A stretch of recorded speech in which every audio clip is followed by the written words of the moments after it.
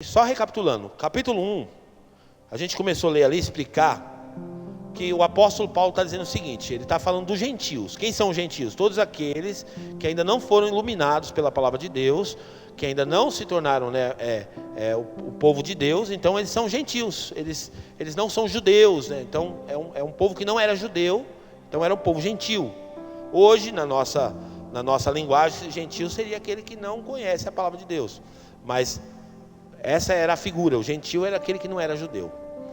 E aí ele está dizendo o seguinte: os gentios estão todos condenados, porque Deus está tentando se revelar para eles, através da natureza, através da consciência deles, tudo. E eles estão rejeitando a Deus, eles não querem conhecer a Deus, eles não querem saber de Deus. E aí a Bíblia fala que por causa disso, Deus entregou eles para as paixões deles. Aí vai dar uma lista lá de vários pecados, mais de 20 pecados. Então, entre eles está lá o homossexualismo, o lesbianismo, está lá, enfim, uma lista infinita lá de pecados lá, porque ali não está exaustiva, só está alguns pecados, mais de 20 pecados ali, marcados no capítulo 1. E aí logo depois que Paulo escreve isso, a gente vai ver pela organização aqui da Bíblia, o capítulo 2, e eu quero pedir para o Samuel, ou quem que está lá em cima, Josué, projetar para a gente, tá? Paulo vai usar uma técnica aqui, que era usada lá no mundo antigo, que chamava de diatribe. O que é isso? Era uma forma que os eruditos, que os filósofos usavam. Eles criavam um personagem imaginário. Então ele está querendo afirmar uma verdade ali, ele cria um personagem imaginário para poder, como se estivesse dialogando com esse personagem. Então é isso que ele está dizendo aqui, tá vendo? Porque você vai perceber que parece que ele está falando com alguém diretamente, mas esse aqui é um personagem imaginário para ele poder frisar uma verdade. Então ele fala assim, ó: porque você, esse você é esse personagem imaginário para poder criar o argumento. Então ele fala: porque você que julga os outros é indesculpável. Então ele está falando dentro do contexto, gente. Toda aquela lista de pecados, aquele que é falso moralista está olhando e fala assim: é isso mesmo. É isso mesmo, as pessoas que não querem saber de Deus, elas estão mergulhadas no pecado, é isso mesmo. Eu estou aqui na igreja, pelo menos, eu estou aqui buscando a Deus, mas aqueles que não querem saber de Deus estão lá mergulhados no pecado. Aí ele está falando: e você que julga os outros, você também é culpado. Existe uma culpa sobre você também, pois está condenando a si mesmo. Por isso que esse tipo de julgamento a gente não pode fazer. Não dá para você olhar para o homossexual e apontar o pecado dele como se fosse o pior pecado do mundo e como se nós estivéssemos isentos. Não. Então, quando Deus olha para a humanidade, Deus enxerga uma coisa: todo mundo está caído. Todo mundo está caído. Esse era o contexto que Paulo estava mostrando. Todas as pessoas estão caídas. Então ele está falando aqui: você que está julgando as pessoas, você é indesculpável, porque você está condenando a si mesmo naquilo que você julga, visto que você que julga pratica as mesmas coisas. Porque às vezes a gente não é homossexual, não é lésbica, mas tem outros pecados, porque a lista é grande. Então a gente pode estar bem numa área, mas pode estar ruim na outra. A gente pode não estar cometendo esse pecado que é escancarado. Eu sempre costumo dizer que os piores pecados não são os que aparecem. Os piores pecados são aqueles que não se mostram, aqueles que a gente finge. Por exemplo, inveja, orgulho. Não é verdade? Esses pecados são os piores que existem, porque eles estão ali, enrustidos dentro da gente, e ninguém muitas vezes ninguém nem percebe, mas está ali dentro da gente. Então ele está falando assim: não adianta apontar o dedo para as pessoas, se você também está na mesma condenação. Continua, por favor. Sabemos que o juízo de Deus contra os que praticam tais coisas é conforme a verdade. Então, ele está falando lá daquele contexto, tá? Está falando lá do capítulo 1. Olha, sabemos que o juízo de Deus contra os que praticam tais coisas, aquela lista de pecados, é conforme a verdade. Então, como que Deus julga? Deus julga conforme a verdade, e uma verdade do coração da pessoa. Então por isso que a gente não pode julgar ninguém, porque a gente pode estar emitindo um julgamento errado em relação às pessoas. Porque tem gente que está num pecado, mas está lutando contra aquele pecado para sair daquilo. E tem gente que aparentemente está vivendo uma vida santa, mas está mergulhado no pecado. Essa semana aconteceu um fato triste para a igreja, que foi um pastor de uma igreja, quem viu na internet, viu na televisão, saiu em todos os jornais aí, uma igreja de Guarulhos, uma igreja muito conhecida. O pastor foi preso, pastor de adolescentes, de jovens adolescentes, estrupou 5 adolescentes. Está lá, acusado, triste, horrível. Alguém viu isso? Quem viu? Triste. Então é alguém que está com aparência de santidade, mas estava ali praticando essas coisas. Então, como é que sobe no púlpito para pregar a Bíblia? Por isso que quando eu subo aqui para pregar, eu jamais me coloco numa posição elevada a ninguém, porque eu estou no mesmo. Eu sou pecador tanto quanto você, precisando da graça e da misericórdia de Deus. Esse é o entendimento. Então, pastor não é superman, pastor não é super astro, não. Continua, vai lá. Então, o julgamento de Deus é dessa forma. Assim, quando você, um simples homem, o julga, mas pratica as mesmas coisas, pensa que escapará do juízo de Deus? Então isso é o que? O falso moralismo. A gente olha para os pecados das pessoas, faz uma cara de nojo em relação aos pecados, tudo, só que a gente não olha para nós mesmos. Então a gente acha que só por a gente reprovar o que os outros estão fazendo, sem fazer uma avaliação correta sobre nós mesmos, nós vamos escapar do juízo de Deus. É isso que o Paulo está ensinando aqui. Vocês acham que vocês vão escapar do juízo de Deus? Não vão. Continua. Ou será que você despreza as riquezas da sua bondade, tolerância e paciência, não reconhecendo que a bondade de Deus o leva ao arrependimento? Olha que interessante isso, gente. Isso aqui é mais ou menos assim, ó. Deus não é bobo. Se pudesse mudar esse versículo, colocar Deus não é bobo. Porque o que acontece? Ele está dizendo assim para essa figura imaginária: e você que você despreza a bondade de Deus? Você pensa que só porque Deus é bom, e Ele é bom de fato, que Ele vai passar um pano para você só porque Ele é bom? Que no final, Deus é bonzinho e no final... Não, a bondade de Deus leva a gente para um objetivo, para o arrependimento. Deus mostra a sua bondade para que a gente se arrependa. A bondade de Deus é tão grande sobre a nossa vida para levar a gente para um lugar, arrependimento, para se arrepender. Então ele fala assim: ou será que você despreza as riquezas da bondade de Deus? Porque Deus é rico em bondade, Deus é muito bom. Da tolerância e da paciência de Deus. Então não quer dizer que Deus está aprovando muitas vezes. Porque Deus abençoa eu, mas não abençoa o ímpio lá fora. Aí só porque eu sou o preferido de Deus, porque Deus está me abençoando. Eu comprei uma casa, eu não sei o que, eu estou ganhando isso, eu estou ganhando bem, não sei o que. E então a gente começa a pensar que a bondade de Deus vai passar um pano para a gente no final. Deus me ama, eu sou o queridinho de Deus. Ele está dizendo: não pensa que Deus é bobo. Está achando o quê? Está achando que você que despreza a riqueza da sua bondade, tolerância e paciência, não reconhecendo que a bondade de Deus o leva ao arrependimento. Então por que Deus é bom para mim? Deus é bom para mim, para me levar ao arrependimento, para que eu entenda a minha condição. É isso que o texto está querendo mostrar para a gente. Continua, por favor. Contudo, por causa da sua teimosia e do seu coração obstinado, você está acumulando ira contra si mesmo, para o dia da ira de Deus, quando se revelará o seu justo julgamento. Isso aqui é muito profundo também. Por quê? Porque ele está falando o seguinte: a pior coisa que pode acontecer, gente, é a gente viver na hipocrisia. Isso é a pior coisa que existe. É pior. É a coisa mais. É melhor a gente estar no mundo sem conhecer a Deus do que viver uma vida hipócrita.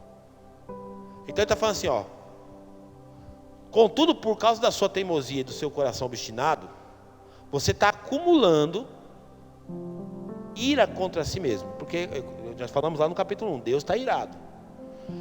Então, a forma como a gente reage às coisas de Deus, à palavra de Deus, se a gente não estiver levando a sério, a gente está acumulando a ira contra nós mesmos. Por quê? Porque ele está dizendo aqui, ó: para o dia da ira de Deus, quando se revelará o seu justo julgamento. Justo julgamento, que Deus vai ter um justo julgamento. Deus vai julgar de maneira justa todas as coisas, porque Deus conhece o profundo, o escondido, o oculto. Deus conhece tudo. Então quando Deus julgar, Ele vai julgar de fato na justiça correta. Deus não vai falhar na sua forma de julgar. Por quê? Porque o justo juízo de Deus é justo. O que Deus vai fazer é justo. Continua. Deus retribuirá cada um conforme o seu procedimento. Então aí você me pergunta assim: mas pastor, a salvação não é pela graça? Sim, sempre vai ser pela graça. Porém, quando a graça de Deus nos alcança, ela precisa provocar algo em nós. Ela ensina. Falei isso, acho que em nenhuma das mensagens eu falei. A graça de Deus, eu vou até ler esse texto com você. Tito 2:11, põe para mim, por favor.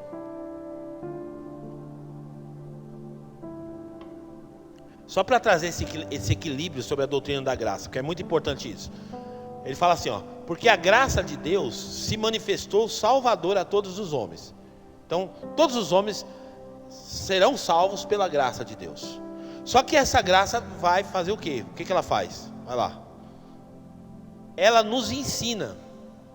Então, quando nós somos alcançados pela graça de Deus, a graça se torna uma professora para nós, para nos ensinar como viver.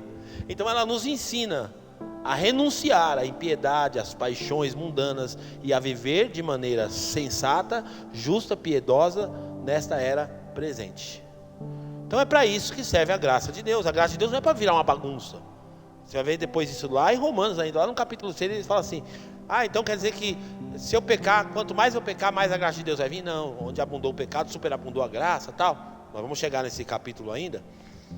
Não é para ser bagunça. A graça vai ensinar para a gente. Então uma pessoa que foi salva de fato, e ela está sendo alcançada pela graça de Deus, ela vai ter um procedimento diferente. E aí Deus vai julgar, Deus vai salvar pela graça, mas vai julgar pelas obras. Olha que interessante. Ele vai salvar pela graça, mas vai julgar pelas obras. E que obras? As obras que são coerentes com o conhecimento que a gente tem.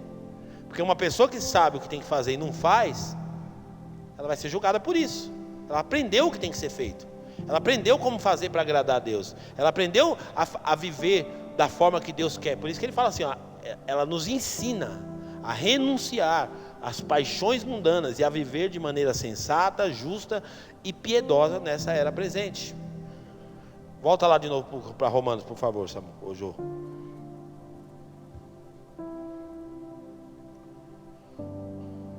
Continua, o 5 agora. Contudo, por causa... é o 6, desculpa, é o 6 agora. Próximo, isso. Deus retribuirá a cada um conforme o seu procedimento. Então, como que Deus vai julgar? Deus vai julgar de acordo com o conhecimento. Eu recebi o meu conhecimento e agora eu vou ser julgado de acordo com o que eu recebi. Então, eu fui alcançado pela graça? Glória a Deus. E o que a graça me ensinou? Então não é porque, Deus vai me salvar pela graça, não importa o jeito que eu estou vivendo, não. Você agora aprendeu a palavra de Deus. Então, assim, todos nós estamos aqui sentados em um culto, somos indesculpáveis diante de Deus, mais ainda, porque a gente está tendo acesso à palavra de Deus. Estamos tendo a oportunidade de aprender a Bíblia, a palavra de Deus. Continua, por favor, Jô. Ele dará a vida eterna aos que, persistindo em fazer o bem, buscam a glória, a honra e a imortalidade. Então a vida eterna é para quem? Ninguém vai ser salvo pelo que faz, mas todos aqueles que já são salvos têm um procedimento baseado naquilo que recebeu. A salvação, ela vem acompanhada, ela é pela graça, e a graça me ensina a viver de uma maneira santa, renunciando às paixões mundanas, de uma maneira piedosa e de uma maneira justa. É o que diz a Bíblia. Então continua, por favor. Mas haverá ira e indignação. Gente, isso aqui, a ira faz parte do Evangelho. Tem igreja que não gosta de tocar nesse tema aqui, porque espanta as pessoas, né? Onde já se viu. Sabe, esse jovem que saiu daqui do culto, eu fiquei triste, porque a gente não quer que as pessoas vá embora. Lógico que ninguém prega para ofender, para matar ninguém. Só que a Bíblia, fazer o quê? E aí no outro dia, alguém me mandou, porque ele fez uma postagem na internet. Ele fez uma postagem até aqui, vou até ler para você.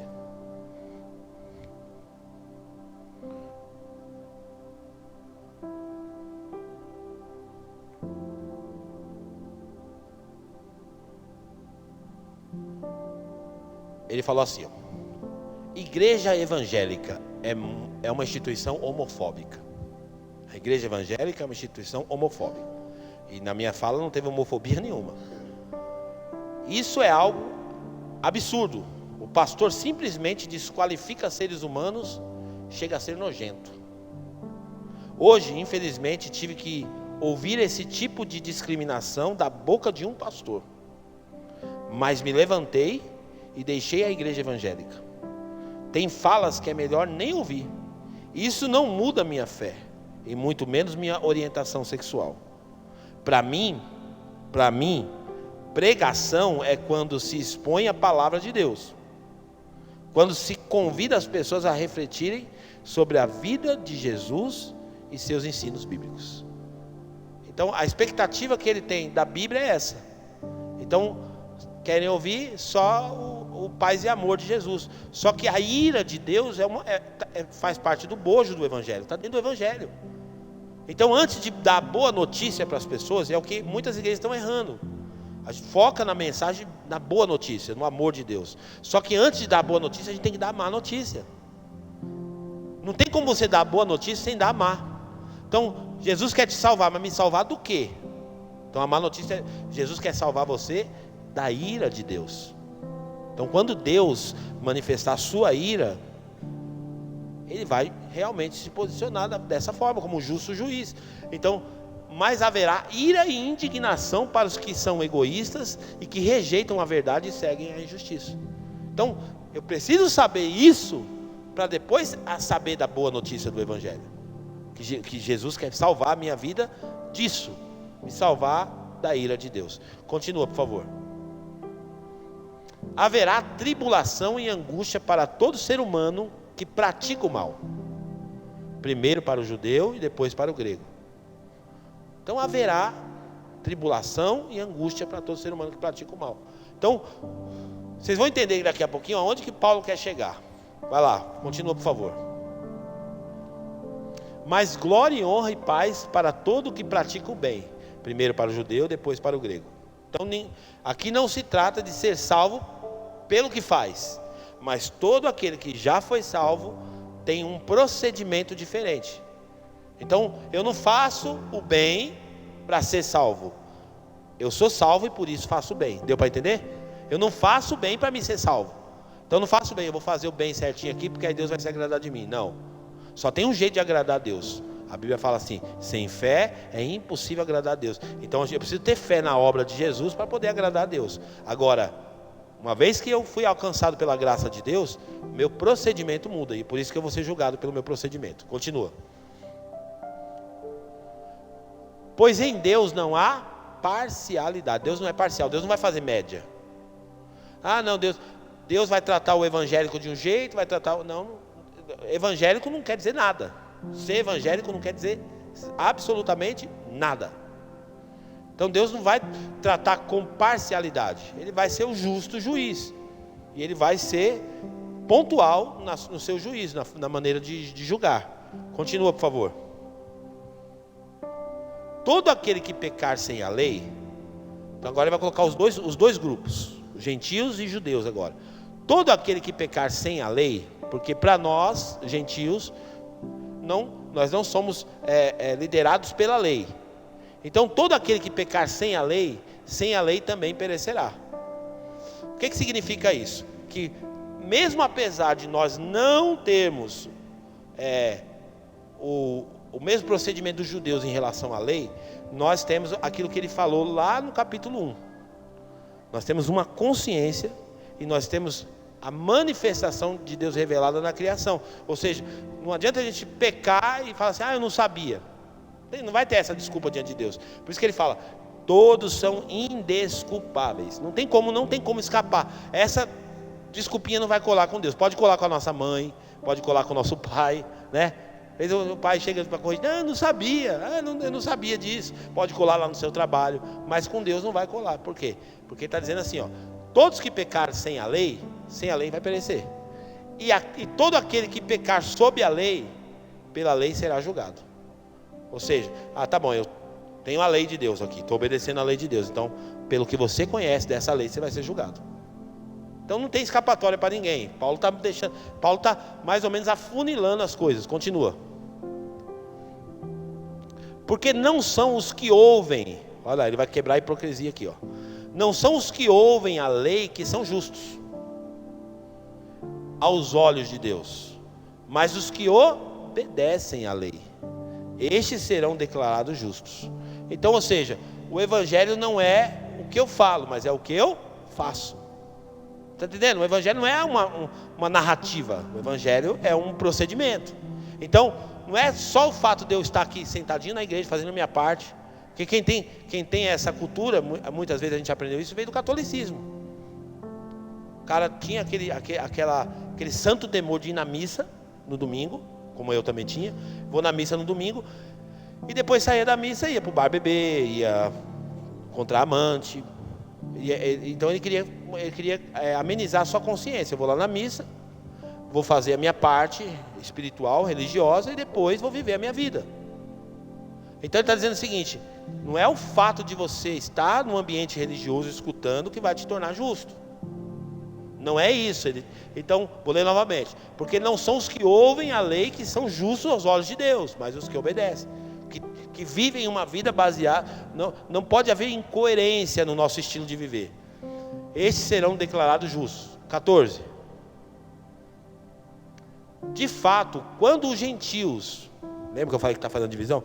Quando os gentios que não têm a lei, ou seja, que não têm o conhecimento, o pessoal que está lá no mundo. Então, quando agora fala de judeu e gentil, pensa no crente e no que não é crente. Então, aqueles que não têm a lei, que não estão aqui hoje sentados, que não têm essa, praticam naturalmente o que ele ordena, tornam-se lei para si mesmos, embora não possuam a lei. Olha que forte isso. A pessoa está lá no mundo, mas ela com aquilo que tem como é que eu posso dizer? Tipo de conhecimento natural das coisas, ela consegue temer a Deus. Então ele fala assim, de fato, quando os gentios que não têm a lei praticam naturalmente o que ele ordena, tornam-se lei para si mesmos, embora não possuam a lei. Então, poxa, esse cara não vai na igreja, mas esse cara tem um procedimento melhor do que o dos crentes. Poxa, o crente está lá olhando para a mulher dos outros, cobiçando, o cara tem um respeito pela esposa. Poxa, o crente está lá dando balão nos outros, vende o carro quebrado para o outro, vende não sei o que, rouba, pega dinheiro emprestado, não paga. Aí o cara lá do mundão, que não tem o mesmo conhecimento que a gente, está vivendo uma... Então, Deus está vendo tudo isso. Porque o julgamento de Deus é baseado no conhecimento. Não se trata de uma moralidade, se trata de um conhecimento que a pessoa já tem. Porque Deus está revelando isso na natureza. Continua. 15. Pois mostram que as exigências da lei estão gravadas em seus corações, está vendo? Então, com a atitude deles, eles estão mostrando, poxa, eu temo a Deus. Lá dentro de mim tem uma mensagem dizendo para mim, poxa, isso aqui não é certo, isso aqui não é correto, isso aqui entristece Deus, isso aqui ofende Deus. E a pessoa, ela não faz porque ela teme a Deus, mesmo que ela não está envolvida, não está diretamente ligada a um movimento religioso, porque ela tem a lei de Deus gravada no coração dela. E a própria palavra está dizendo isso, Paulo está mostrando isso. Disso dão testemunho também a consciência e os pensamentos deles, ora os acusando e ora os defendendo, porque é exatamente isso. A consciência, Deus está ali naquela consciência. Então tem hora que a consciência da pessoa vai acusar ela, e tem hora que a consciência da pessoa vai absolver ela. É isso que Paulo está mostrando. Por que Paulo está falando isso? Paulo está falando isso aqui para baixar a bola dos judeus, porque os judeus tinham um orgulho muito grande. Eles eram muito orgulhosos. Eles achavam que porque eles eram judeus, eles eram os prediletos de Deus, os preferidos de Deus. Eles tinham privilégios. E aí Paulo agora vai combater isso nos próximos versículos. Vamos lá, 16. Isso acontecerá no dia em que Deus julgar os segredos dos homens. Então Deus vai julgar os segredos dos homens, mediante Jesus Cristo, conforme declara o meu evangelho. Então Deus ele vai julgar o segredo dos homens, ou seja, aquilo que está no oculto. Por isso que não adianta a gente viver uma vida mascarada, uma vida meramente religiosa. Não adianta, porque Deus está vendo tudo. Os olhos de Deus, a Bíblia diz, que estão em todos os lugares. Não adianta virar a tela do celular para os outros não verem o que você está vendo, né? Estou vendo aqui no cantinho aqui, vou pegar um canto cego aqui para ninguém ver o que eu estou vendo. Aí eu vou para o cantinho cego aqui, dou uma olhadinha geral e vou acessar aqui uma pornografia. Não adianta. Por quê? Porque os olhos de Deus estão vendo tudo. Os olhos de Deus estão vendo tudo. E Ele vai julgar os segredos do coração do homem. Por isso que a gente tem que andar em verdade. Gente, derrubar a hipocrisia por terra. A gente tem uma tendência de ser hipócrita. A gente tem uma tendência de viver uma vida mascarada, por causa que a gente está preocupado demais com a nossa reputação e tal. É assim que a gente quer viver muitas vezes. Vai lá, continua agora, o 17. Ora, aí olha lá, agora ele vai alfinetar os judeus. Então, imagina que Paulo está com uma metralhadora na mão. Aí Paulo já deu um monte de tiro nos gentios. Aí ele pega esse segundo personagem, que é o imaginário que ele criou, que é o falso moralista. E agora ele vai mirar para os judeus, a metralhadora dele. E agora ele vai pegar no judeu e vai falar: ora, você que leva o nome de judeu, apoia-se na lei e orgulha-se em Deus. Então tira o nome judeu agora e põe o nome de crente, tá? Porque aqui o judeu tem o mesmo peso agora dos crentes hoje. Então, eu, graças a Deus, eu sou crente. Lembra da parábola do fariseu e do publicano? Tá os dois no templo orando. Aí um está lá orando, a Bíblia fala que o publicano não tinha nem coragem nem de levantar o rosto para cima, de tanta humilhação. Ele sentia realmente, ele tinha consciência dos seus pecados. O publicano não, o publicano ele ficou de pé, batia no peito e dizia: Senhor, muito obrigado, porque eu jejuo 2 vezes por semana, eu dou o dízimo de tudo que eu tenho. Obrigado, Deus, porque eu não sou que nem esse publicano aí que está orando aí, eu sou diferente e tal. Então o apóstolo Paulo agora vai alfinetar o orgulho dos judeus, o orgulho de quem diz que conhece. O que ele vai falar? Vamos lá, continua. Se você conhece a vontade de Deus e aprova o que é superior, porque é instruído pela lei, então você conhece a vontade de Deus, aprova aquilo que é superior e é instruído pela lei. O que mais? Vai lá, 19. Se está convencido de que é guia de cegos, ou seja, eu tenho condição de guiar os outros, estou convencido disso, eu tenho condição de guiar os cegos, sou luz para os que estão em trevas, eu tenho essa condição. Então o orgulho do judeu era esse. Continua. Instrutor de insensatos, mestre de crianças, porque tem na lei a expressão do conhecimento da verdade. Então, vocês são, como diz você, é o bichão mesmo, hein? É o bichão mesmo, vocês são terrível. Então é isso que Paulo está atacando os judeus aqui, falando. E Paulo era judeu, mas judeu se achava superior aos outros, achava melhor do que os outros. Aí o que ele vai falar agora? Vai lá, 21. Então você que ensina os outros, não ensina a si mesmo? Quer dizer, você está ensinando os outros, mas você está vivendo diferente? Você que prega contra o furto, furta? Você fala que é errado roubar, mas rouba? Porque crente às vezes tem esse comportamento mesmo. Crente é terrível, às vezes ele fala uma coisa para o outro que ele mesmo está fazendo. Às vezes, eu vou fazer uns aconselhamentos, às vezes, aí chego lá no aconselhamento, o irmão ou a irmã começa a falar. Aí eu falo, puxa vida, eu também tenho esse problema. Eu não me sinto eu não sinto de passar lição de moral, porque, poxa, eu também tenho dificuldade nessa área. Eu também sou falho nessa área. Eu reconheço isso, porque como é que eu vou colocar o irmão uma dificuldade para o irmão que nem eu estou conseguindo? Porque é isso que os fariseus faziam. Eles colocavam fardos pesados demais nas pessoas que nem eles podiam carregar. Então o apóstolo aqui ele está questionando exatamente isso. Você ensina os outros, mas não ensina você mesmo. Você prega que não é para roubar e está roubando. O que mais que eles fazem?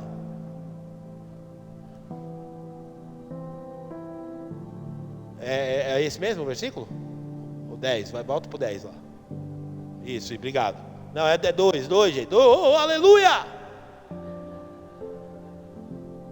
Isso. Você que diz que não se deve adulterar, adultera? Porque é isso que está acontecendo no meio da igreja evangélica hoje. Os pastores pregando que não pode ter mulher e está tendo as mulheres por fora. Esse pastor aí, que merece uma cana mesmo agora, esse daí que foi pego agora, que foi preso.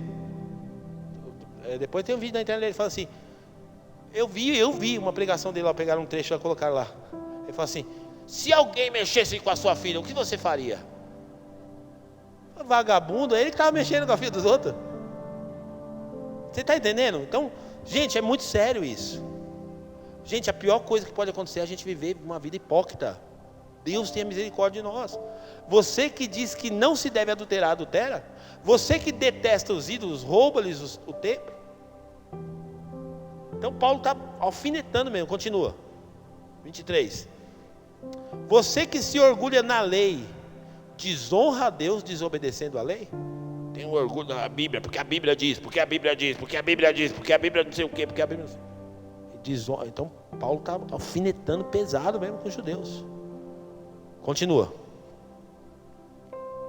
Como está escrito, o nome de Deus, olha que forte isso, gente. Isso aqui é a realidade do que está acontecendo hoje. O nome de Deus é blasfemado entre os gentios por causa de vocês. Por causa dos crentes que se comportam desse jeito. Então hoje, a igreja evangélica, ela está em crise. Escuta o que eu estou falando para você, ela está em crise. Porque tem muita gente que está envergonhando o evangelho. A mensagem está sendo danificada. O evangelho é puro, poderoso, sempre vai ser, porque não depende dos homens. Mas as pessoas lá fora, elas precisam olhar para os crentes e elas precisam ver que nós carregamos uma mensagem e cremos naquilo que nós estamos pregando. Então por isso que é importante a nossa vida ser uma vida que aponte para Cristo. Por isso que a igreja precisa ser um lugar onde tem boas famílias, bons casamentos, honestidade e tantas outras coisas. Por quê? Porque quando a gente pisa na bola, gente, e a gente pode pisar, porque a gente é ser humano, mas lá fora tem um Big Brother, tem um monte de gente vendo a gente. E aí o nome de Deus é blasfemado entre os gentios por causa do nosso procedimento. Então a gente chega aqui na igreja, aqui tem um procedimento, aí lá fora no trânsito briga com os outros, lá na empresa é um antipático, orgulhoso, arrogante, dentro de casa é um troglodita, um cavalo ignorante com a esposa, um mau pai. Como que a gente vai impactar o mundo? Não vai. Então Paulo está mostrando realmente a nossa miséria. Não está cobrando, aqui o objetivo final de Paulo aqui não é mostrar que você tem que ser perfeito. Entenda onde ele vai chegar. Vai lá, continua. A circuncisão tem valor. O que era a circuncisão, gente? Era uma aliança feita com o judeu que removia o prepúcio do órgão sexual masculino, removia o prepúcio ali, e era a circuncisão. Então os judeus estavam se garantindo muito nessa questão da circuncisão. Sempre foi uma briga ali no Novo Testamento. A questão porque eu sou circuncidado, porque não sei o que. Então o judeu queria xingar alguém e chamava o cara de incircunciso. Seu incircunciso. Ou seja, eu sou melhor que você porque eu sou circuncidado. Então eles estavam se garantindo muito nisso. Não, eu já tenho uma aliança com Deus. Eu vou lá na igreja, dou meu dízimo, dou minha oferta, faço isso, faço aquilo. Aí ele fala assim, a circuncisão, volta lá, Samuel. A circuncisão tem valor se você obedece à lei. Mas se você desobedece à lei, a sua circuncisão já se tornou incircuncisão. Não tem valor você fazer os compromissos religiosos, mas ter um procedimento que desagrada a Deus. É a mesma coisa o cara pegar. Tem uma historinha que diz que o cara pegou e ele estava num motel, e lá no motel ele achou debaixo da cama um malote com R$1 milhão. R$1 milhão. O que esse cara fez? Ele ligou na recepção do hotel e ele falou, eu não sei quem estava antes de mim aqui no quarto, mas esqueceram aqui um malote com dinheiro e eu quero devolver esse dinheiro, porque não é meu, o dinheiro me pertence. Aí o pessoal do hotel rapidamente identificou quem era o dono do dinheiro E a pessoa ficou tão agradecida e ficou tão impactada, falou, ninguém faz isso, porque o dinheiro não tinha identificação, não tinha nada. Ninguém faz isso, é muita honestidade um negócio desse. Tem que chamar a Rede Globo, tem que chamar a SBT, tem que chamar todo mundo, a Band, a Record, tem que chamar todo mundo, porque isso é incrível, esse cara vai inspirar muita gente, porque é muita honestidade. E falou para ele assim, vamos chamar. E ele falou, não chama ninguém não. Não, a gente vai chamar, porque sou um exemplo para o nosso país. Não, a gente vai chamar. A moça pegou o telefone e falou, vem aqui, deixa eu falar com você. Uma moça de canto falou assim, se você chamar, você vai acabar com a minha vida, porque essa mulher que está comigo é minha amante. Então ele quer dizer, ele estava sendo moralista numa área e imoral na outra. Então na igreja às vezes é assim, eu dou o meu dízimo, dou o meu oferta, tudo, mas lá fora, o nosso dia a dia não tem, a gente não vive uma vida que agrada a Deus. Então é isso que Paulo está falando. Circuncisão só tem valor, as coisas que a gente faz para Deus só tem valor se a nossa vida apontar para Deus. Continua, por favor. Se aqueles que não são circuncidados, então quer dizer, eu não sou circuncidado, ou seja, eu não sou da mesma fé, obedecem aos preceitos da lei, não serão eles considerados circuncidados? Olha o paralelo que Deus vai fazer. É muito forte isso aqui, gente. Paulo realmente está humilhando o judeu aqui com esses argumentos, está humilhando. Continua. Aquele que não é circuncidado fisicamente, mas obedece à lei, condenará você, que, tendo a lei escrita e a circuncisão, é transgressor da lei. Então essas pessoas serão uma base de Deus para condenar quem é. Mostrar, tá vendo? Você teve oportunidade, você tinha acesso, você tinha uma Bíblia, você tinha uma igreja, você ia no culto, você ouvia a palavra de Deus, você não vivia como? Aquele cara que não tinha nada disso, só tinha a sua consciência. Esse cara, ele vivia para agradar a Deus mais do que você. Então esse cara vai servir de testemunho só para isso. 28. Não é judeu quem o apenas exteriormente. Quem é o apenas exteriormente. Então o que ele está dizendo agora? A questão não é ser judeu, ser gentil. Não é isso. Então não é só pelo título de judeu. Não é porque nasci dentro de uma família de judeus que eu sou um judeu. Não. Ou seja, está querendo dizer agora aqui, mudando as palavras, alguém que é um crente em Deus. Não é crente, vou mudar aqui, não é crente quem é apenas exteriormente. Nem é circuncisão quem é meramente exterior e física. Então, ou seja, não é a aparência religiosa. O que ele vai dizer no 29? Não, judeu é quem é interiormente, porque Deus conhece você por dentro. É interiormente. E circuncisão é operada no coração. Essa aliança está no coração, pelo Espírito, e não pela lei escrita. Para estes, o louvor não provém dos homens, mas de Deus. Os homens não louvam, mas Deus vai olhar e falar assim: esse é dos meus. Eu nunca nem vi esse cara na igreja, ele é dos meus. O que Paulo quer mostrar para nós, gente? Uma coisa só. Estou encerrando já. Foi o último, capítulo 2 inteiro, a gente conseguiu expor ele hoje. Ele quer mostrar uma coisa para a gente. O que ele quer mostrar para a gente está aqui no capítulo 3. Porque o que ele fez? Ele pegou a metralhadora dele, ele mirou para o gentil, ele mirou para os moralistas, os falsos moralistas, e mirou para os judeus. E ele está botando todo mundo dizendo assim: não tem jeito para ninguém. Gentil está perdido, moralista está perdido e judeu está perdido. Não tem salvação para ninguém, está todo mundo perdido. E ele vai mostrar para nós o esquema de Deus para a salvação do homem. Porque Deus tem um esquema. Deus, para salvar o homem, tem um esquema. Então para que serve a lei, pastor? Para que serve a Bíblia? Para mostrar para a gente uma coisa. Uma das coisas que a Bíblia serve: que a gente não dá conta sem Jesus. Para isso que serve. É para mostrar que a gente não dá conta sem Jesus. Então a gente precisa de Jesus. Sem Jesus a gente não dá conta. Como é que gentil está perdido, moralista está perdido, judeu está perdido, está todo mundo perdido. Olha o que diz a Bíblia, Romanos 1,17. A gente já leu isso, mas volta lá.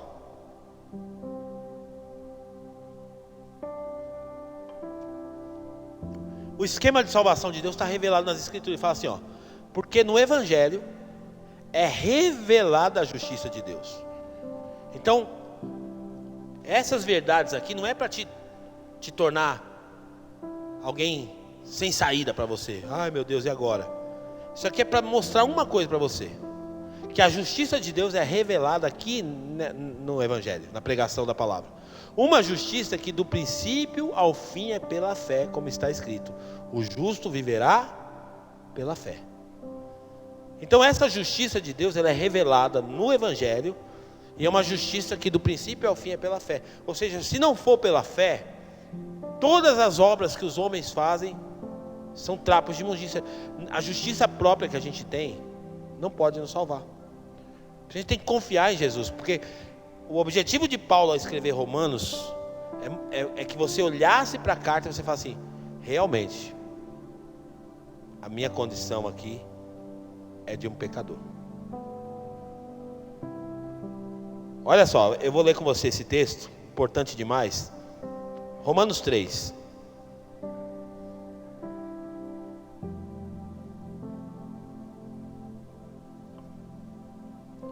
Põe para o versículo 9. Porque você vai ver que ele vai continuar aqui o discurso. Mas depois você lê. Porque não dá para nós acabarmos tudo aqui. Mas depois você lê. Volta no 1 de novo ali, Jô. Que vantagem há então em ser judeu? Ele está perguntando. Então não tem vantagem nenhuma, poxa. Eu achava que tinha vantagem ser judeu. Não tem vantagem? Vai lá para o versículo 9. Então é conclusão.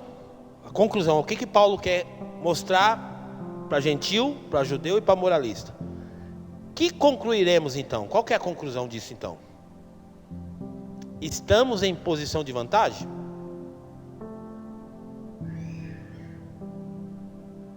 Não.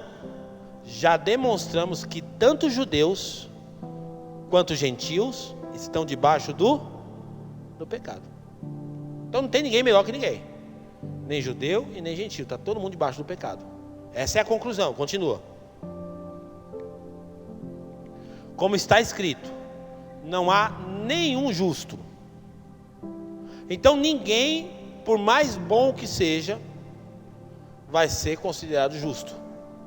Ninguém, por melhor que seja, bonzinho que seja, tal. Como está escrito, não há um justo, nenhum sequer. Nenhum. Continua. 11.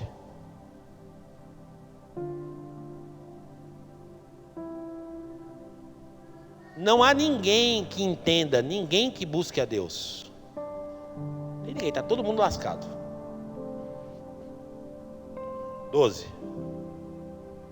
Todos se desviaram. Grave bem, grifa na sua Bíblia, todos. Não tem exceção, todos. Todos se desviaram, todos. Tornaram-se juntamente inúteis. Isso aqui, gente, é a má notícia do Evangelho. Isso aqui, Paulo está dando a má notícia primeiro. Ele está mostrando, gente, não tem jeito. Judeu, gentil, moralista, todo mundo no meio balaio. Não há ninguém que faça o bem. Não há um sequer. Ninguém está fazendo tudo certinho. Ninguém consegue fazer tudo certinho. Não tem jeito. Ninguém pode se salvar a si mesmo. Gente, se alguém fosse capaz de se salvar, não precisava de Jesus. Ninguém pode se salvar a si mesmo. Continua, por favor. Suas gargantas são túmulo aberto. Com suas línguas enganam. Veneno de serpente está em seus lábios. Então ele está aprofundando aqui, dizendo, mostrando a condição do homem. E se você, como crente, não entender isso na sua vida, não entender que você é um pecador, e que nenhuma coisa que você faça pode te redimir diante de Deus, se você não entender isso, não, mas eu dou o dízimo certinho, não falho um. Mas eu vou na igreja, não falho um culto. Mas não sei o que, mas ajuda os outros. Mas dou cesta básica. Nada que você fizer, nenhum ato de bondade. Por quê? Porque por mais que você faça alguma coisa boa, a Bíblia está falando que você é ruim. A Bíblia está afirmando, nós somos ruins. Vamos lá, continua. Suas bocas estão cheias de maldição e amargura. Vai lá. Seus pés são ágeis para derramar sangue. Ruína e desgraça marcam os seus caminhos. E não conhecem o caminho da paz. Então esse é o cenário. Esse é o pano de fundo aqui. Antes de mostrar o amor de Deus, tem isso aqui por trás. A condição do homem, a condição do ser humano. 18. Os seus olhos é inútil temer a Deus. Aos seus olhos é inútil temer a Deus. Continua. Sabemos que tudo que a lei diz, o diz àqueles que estão debaixo dela, para que toda boca se cale e todo mundo esteja sob o juízo de Deus. Ponto. É isso que a Bíblia está afirmando para nós. Continua. 20.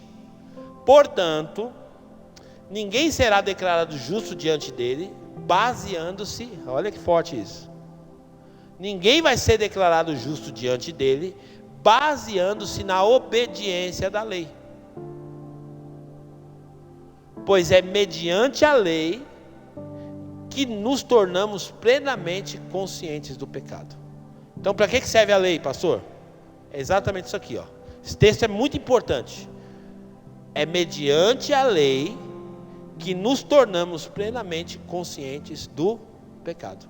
Então, quando eu acesso a Bíblia, quando eu tenho relacionamento com a palavra de Deus, a Bíblia mostra uma verdade para mim. Qual é a verdade? Eu sou um pecador. Então é mediante ao conhecimento da palavra de Deus que eu vou ter a revelação que eu sou um pecador. Continua, por favor.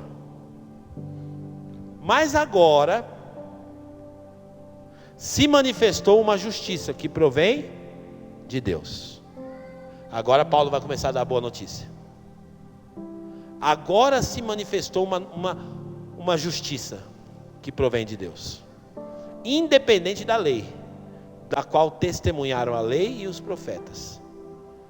Calma aí, não está tudo perdido não, é isso que ele está dizendo. Primeiro ele mostrou o pecado, capítulo 1, capítulo 2 e o capítulo 3 é para mostrar isso.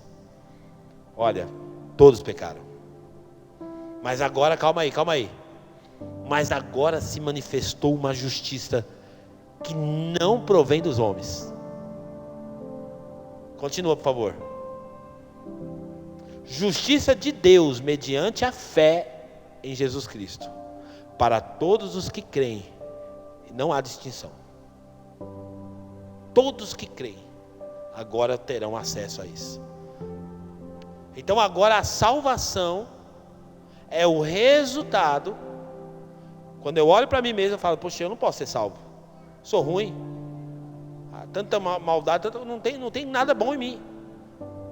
Então na minha justiça, zero salvação. Mas agora se manifestou uma justiça que provém de Deus, que justifica os homens. Continua, por favor, o 23. Pois todos pecaram e estão destituídos da glória de Deus. Por isso que a gente precisa da justiça de Deus. Todos pecaram e destituídos estão da glória de Deus. 24, para encerrar. Sendo justificados gratuitamente. Você não precisa pagar nada por isso. Você não precisa pagar dinheiro, você não precisa pagar penitência, você não precisa nada. Tudo que você tem que fazer é confiar na justiça de Deus. Então, antes de confiar na justiça de Deus, o que eu faço? Eu olho para os meus pecados e eu enxergo que eu não sou melhor do que ninguém. E eu tenho essa consciência que eu não sou melhor do que ninguém. E que se dependesse de mim mesmo, eu jamais poderia ser salvo. Atos de bondade meu são trapos de imundícia diante do Senhor. Não, a minha justiça não pode me salvar. De vez em quando eu faço umas coisas boas. De vez em quando eu até cometo umas coisas bacanas. Mas isso não é suficiente para me salvar. Porque na essência, em toda a essência, eu estou inserido nesse contexto. Todos pecaram e eu sou um desses pecadores, sendo justificados gratuitamente por sua graça, por meio da redenção que há em Cristo Jesus. Gente, essa é a boa notícia do Evangelho. E novamente eu afirmo, já falei isso aqui 1000 vezes, vou falar 1001. Quando eu olho para mim mesmo, eu me vejo indigno de ser salvo. E de fato sou mesmo. Mas se Jesus vier agora, eu tenho certeza absoluta, sem dúvida nenhuma, que eu vou ser salvo. Por quê, pastor? Por quê? Porque não depende de mim mais. Só depende dele. E eu estou confiado em Jesus. Isso é salvação. É confiar na justiça de Deus. É confiar que Jesus Cristo pagou o preço pelos nossos pecados. E hoje nós podemos ter o livre acesso a Deus. Podemos nos relacionar com Deus. E podemos ter a garantia da salvação das nossas almas. Isso é o Evangelho. Eu não sei se você já tinha recebido o Evangelho dessa forma, mas isso é o Evangelho de Deus. Essa é a mensagem do Evangelho. Não existe salvação fora de Jesus. Obra não salva. Bons comportamentos não salva. Religião não salva. Filosofia não salva. Nada disso salva. Só tem uma coisa que salva o ser humano. É a fé em Jesus Cristo. E para a gente concluir, o louvor pode subir, Tito capítulo 3.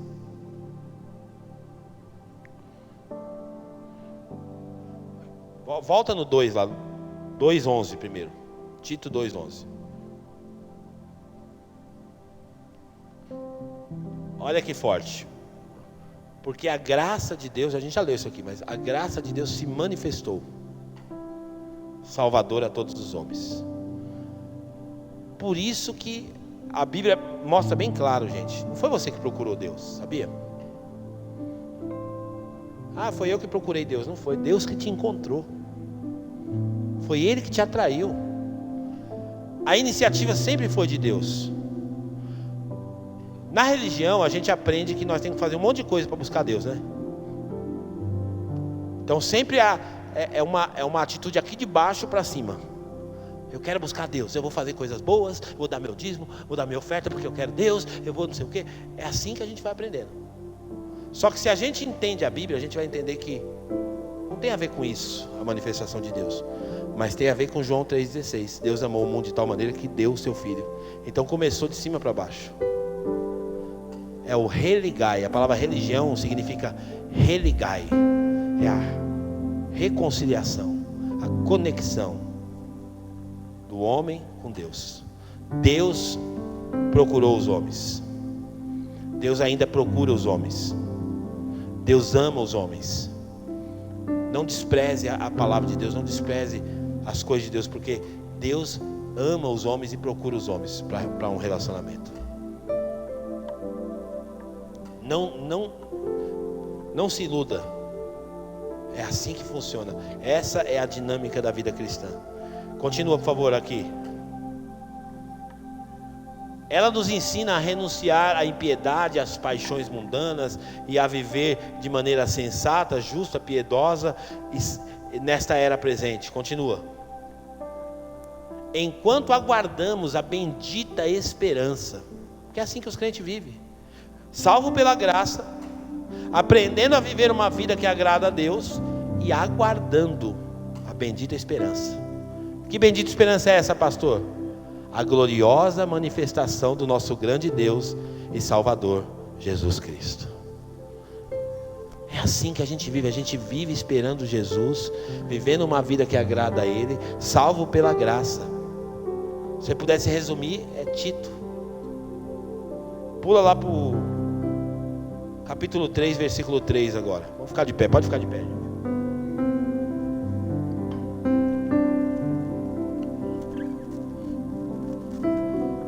Houve um tempo, olha que forte isso aqui que Tito vai ensinar.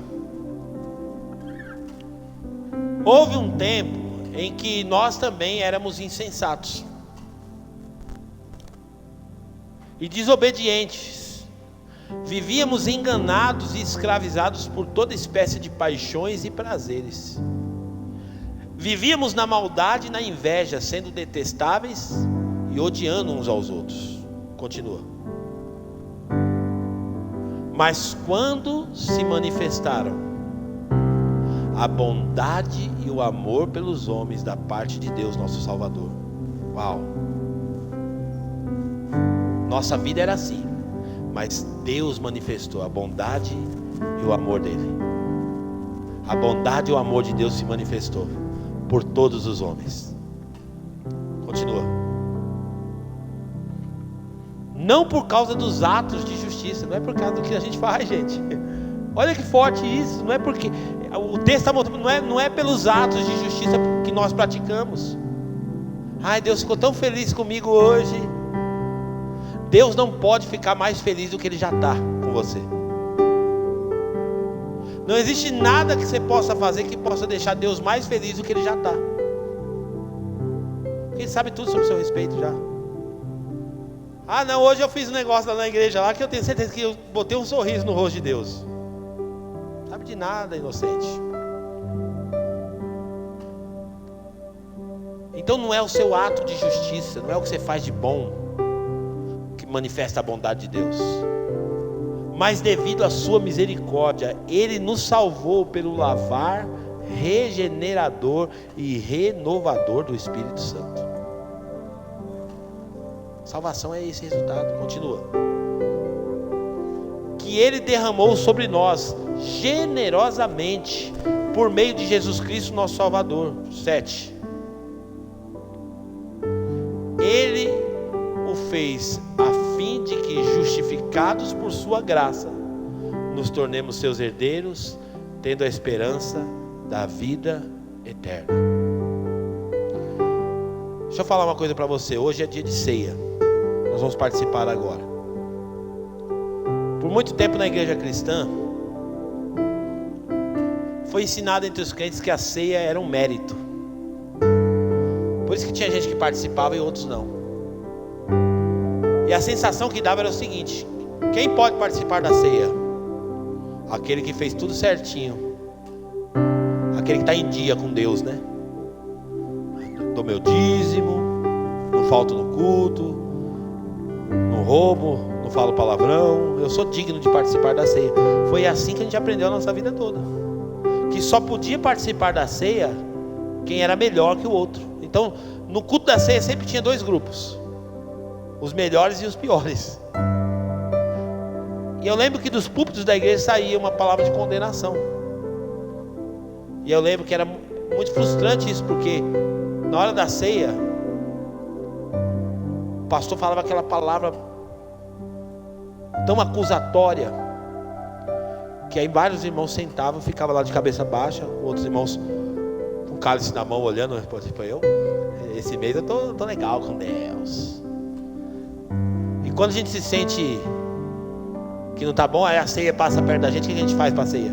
Pro irmão, a gente faz assim: hoje não, vou melhorar pro mês que vem para ver se eu participo. Esse mês eu... Por quê? Porque a ceia se tornou mérito. Só que isso aqui não é mérito, isso aqui é graça. Isso aqui não tem a ver com o seu merecimento. Isso aqui não tem a ver, você pode participar da ceia porque você merece algo. Não. Nada tem a ver com nós, tem tudo a ver com Ele. Tudo.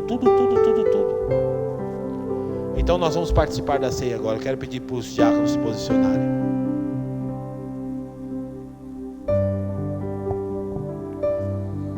Quando você pegar a ceia, não pega com orgulho não. Pega a ceia com coração grato. Pega a ceia, sabe, com gratidão. Pega a ceia na mão e fala assim: Senhor, muito obrigado por estar aqui vivendo esse momento agora. Senhor, muito obrigado porque eu posso participar hoje. Porque seja honesto agora com você mesmo. Se você olhasse para a sua vida agora e a ceia fosse por merecimento, pega todo o seu mês agora, desde a última ceia até agora, e a ceia tivesse a ver com algo que você merece, você acha que você ia poder participar?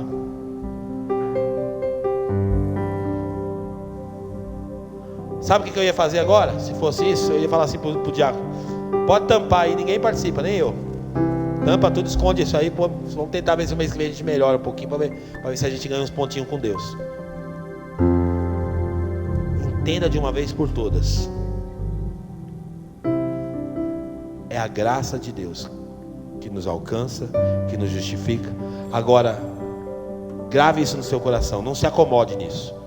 Como a gente fez aquela leitura, não pensa que Deus é bobo. Não pega a bondade de Deus e acha que Deus é bobo, não. Porque a bondade de Deus de estar hoje, permitindo você estar aqui hoje, ceando, sentando na mesa com Ele, é para te levar para um lugar chamado arrependimento. É isso que o apóstolo Paulo ensinou. A bondade de Deus é para nos conduzir para um lugar chamado arrependimento. Não fique confortável com os seus pecados. Aprenda com a graça de Deus. Olhe para a graça de Deus e fala assim: graça, me ensina. Eu quero aprender de você, graça. Abraça a graça de Deus e fala assim: me ensina, você é minha professora. Me ensina a viver uma vida santa. Me ensina a viver uma vida piedosa. Me ensina a viver uma vida de renúncia, de renunciar às paixões. Deus, me livra da hipocrisia, me livra da mentira, me livra. Participe da ceia hoje. Pode participar, mas participe com esse coração, entendendo a sua condição e sempre pedindo graça e a misericórdia de Deus sobre a tua vida.